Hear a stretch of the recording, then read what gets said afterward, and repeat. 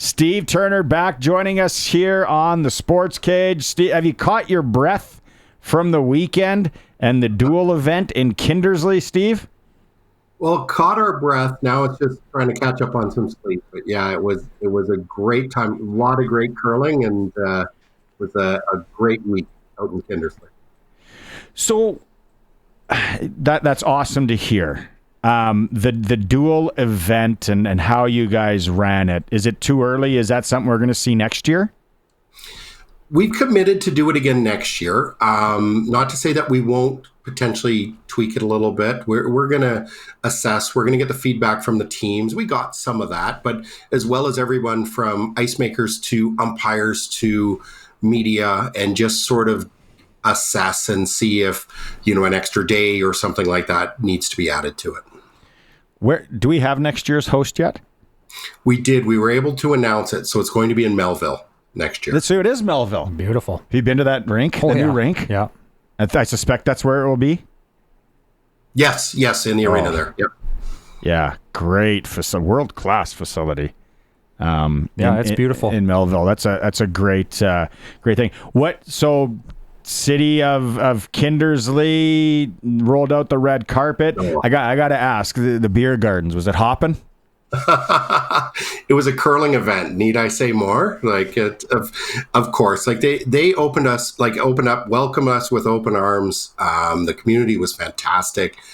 Everywhere you went, there were displays in storefronts, all the way to up in the one lounge that there was a meal provided from a different restaurant in Kindersley every night. So the community rallied around it. Lots of sponsorship. Everybody was involved. They created some welcome baskets for the teams that were legendary, and set a bar so high for the next host committee. So I love it. 6-0-16 and a pack of darts. No, I'm just kidding. Take me through. I can't remember the name of the team. It's Greg. If Greg from Piffles is listening, he's going to want to slap me because we talked about it. What the team that had three players on the men's side?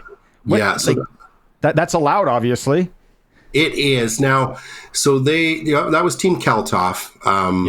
And what had ended up happening? They had registered as 4. But due to some unforeseen circumstances, they were only able to go with 3, and that was pretty close to the start of the event.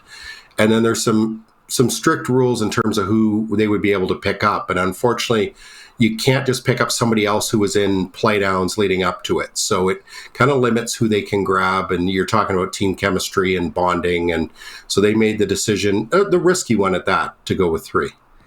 That is awesome. That is a cool. That's like the guys that 4-guy scramble that they go down to Las Vegas and they have to play with 3 because one guy got hit by Vegas. Yeah, one guy gets lost. So what's coming up now on the calendar when it comes provincially for you guys? What should people be watching for? Do you know what? It's basically the rest of our provincials kick in. The only other thing that's done now with men and women is our U18.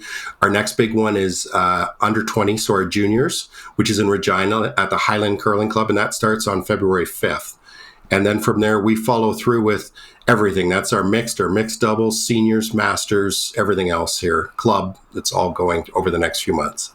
And then you guys in the office, and girls, you guys have to be nothing against the Scotties and our women team that's going to represent in Thunder Bay, but we got 2 entries on the men's side. Can we just end this 1980? Yeah. We kind of know what people for the Chicago Cubs feel like. Yeah, no kidding. Yeah. Not only is it 2 at the Briar, the men's world is in Moose Jaw.